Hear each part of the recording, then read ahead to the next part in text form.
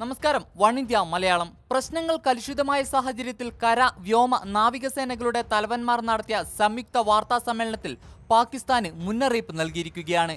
ഫെബ്രുവരി പാകിസ്ഥാൻ വ്യോമാതിർത്തി ലംഘിച്ച് കടന്നെന്ന് വ്യോമസേന vice air marshal RGK Kapoor പറഞ്ഞു. പാകിസ്ഥാന്റെ യുദ്ധവിമാനം ഇന്ത്യ വെടിവെച്ചിട്ടുണ്ട്. നമുക്കും ഒരു മിഗ് വിമാനം നഷ്ടമായി. അതിനിടയിലാണ് പൈലറ്റ് അഭിനന്ദൻ വർദ്ധമാൻ പാകിസ്ഥാനിൽ എത്തിപ്പെട്ടത് എന്നും RGK കപൂർ പറഞ്ഞു. പാകിസ്ഥാൻ നമ്മുടെ സൈനിക ഉപകരണങ്ങളെയാണ് ലക്ഷ്യമിട്ടത്. എന്നാൽ അതിജാഗ്രതയോടെ പ്രവർത്തിച്ചതിനാൽ ഒന്നും നടന്നില്ല.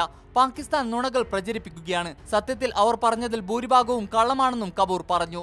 അതേസമയം പാകിസ്ഥാന് മറുപടി നൽകാൻ ഇന്ത്യ ഒരുക്കമാണ്. അവർ എങ്ങനെ വന്നാലും തകർക്കാനുള്ള ശേഷി ഇന്ത്യക്കുണ്ട്. എല്ലാ കാര്യങ്ങളും സുസജ്ജമാണ്. ഇന്ത്യൻ പൗരന്മാരുടെ സുരക്ഷ ഉറപ്പാക്കാൻ ഇന്ത്യൻ നാവികസേന മുന്നിൽ നിൽക്കുമെന്നും നാവി റിയർ അഡ്മിറൽ DS ഗുജറാൾ പറഞ്ഞു. പാകിസ്ഥാൻ പറഞ്ഞത് അവർ മനഃപൂർവ്വം ഒഴിഞ്ഞ സ്ഥലത്തേക്ക് വെടിവെച്ചു എന്നാണ്. എന്നാൽ അവർ സൈനിക കേന്ദ്രങ്ങളെയാണ് ലക്ഷ്യമിട്ടത്. അവർ സൈനിക മേഖലയിൽ ബോംബിട്ടു. എന്നാൽ ഒരു നഷ്ടവും ഇതുകൊണ്ട് ഉണ്ടായില്ല. തിരിച്ചടി മികച്ച രീതിയിലായിരുന്നു. അഭിനന്ദന്റെ മോചനം സാധ്യമായിരിക്കുകയാണ്. അദ്ദേഹത്തിന് മികച്ച സ്വീകരണം ഒരുക്കുമെന്നും മേജർ ജനറൽ സുരേന്ദ്ര സിംഗ് മഹൽ പറഞ്ഞു. അതേസമയം ബലാക്കോട്ടിലെ ആക്രമണം എത്ര ഭീകരർ കൊല്ലപ്പെട്ടെന്ന് പറയുന്നത് ബാലിശമാണ്. പക്ഷേ ഇന്ത്യക്ക് ലക്ഷ്യം നേടാൻ സാധിച്ചുവെന്നും RGK കപൂർ പറഞ്ഞു. പാകിസ്ഥാൻ പ്രകോപനമില്ലാതെ ഇന്ത്യൻ പോസ്റ്റുകൾക്ക് നേരെ ആക്രമണം നടത്തുകയാണ്.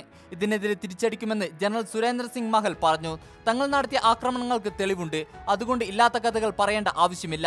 അതേസമയം നാവികസേന സജ്ജമായി നിൽക്കുകയാണ്.